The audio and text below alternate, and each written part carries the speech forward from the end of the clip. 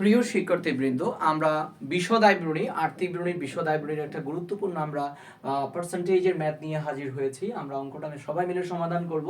ক্রয় মূল্য আছে 33,000 টাকা এবং প্রান্তিক মুনাফার হার। ভাইয়া, প্রান্তিক মুনাফার হার মানে কি?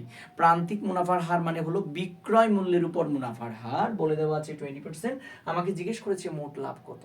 তো আমি কি জানি আমাদের প্রান্তিক মুনাফা মানে বিক্রয় মূল্যের উপর মুনাফা। বিক্রয় কত আমি জানি না, আমি বিক্রয়কে মনে মনে ধরে নিব হচ্ছে 100 টাকা। আমাদের লাভ বা প্রান্তিক মানে মুনাফার পরিমাণ হচ্ছে কত? 20,000 টাকা। তাইলে ভাইয়া ক্রয় মূল্য কত বলতো? 80 টাকা। তাইলে দেখো আমার মতে ক্রয় মূল্য 80 টাকা, প্রশ্নে বলেছে 33,000 টাকা। তাইলে 33,000 টাকা, তাহলে যা দেওয়া আছে তাকে তা দিয়ে ভাগ করব, যেটা বের করতে হবে সেটা দিয়ে গুণ করব। ভাইয়া আমাকে কি লাভ জানতে চেয়েছে নাকি বিক্রয় মূল্য? লাভ। তাহলে লাভ হলে 20 দ্বারা আমরা গুণন করব। এখন 20 দ্বারা যদি এটাকে কাটি ভাইয়া, তাহলে কয়বার বলো তো? 4 বার যাবে। আমরা 4 দ্বারা এটাকে কাটতে পারি চাইলে। আমরা যদি বলি 4 7 28, আমরা যদি বলি 4 7 কত? 28, 4 8 32, তাহলে আমরা 4 8 32 8 বার। থাকে কত ভাইয়া? 1। একের পাশে যদি একটা শূন্য দিই তাহলে 10 বার, তাহলে 2 বার যাবে। 4 দুগুণ কত?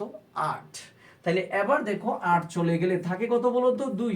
2 এর পাশে আরেকটা শূন্য নামালে তাহলে হচ্ছে 20। তাহলে 4 5 কত? 20। আরেকটা শূন্য আছে সেটা বসাই দিব।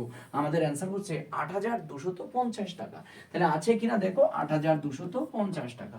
আশা করি সবাই বুঝছেন। এরকম মজার ভিডিও পেতে চোখ রাখুন আমাদের আইডিয়া বিশ্ববিদ্যালয় ভর্তি কোচিং পেজে।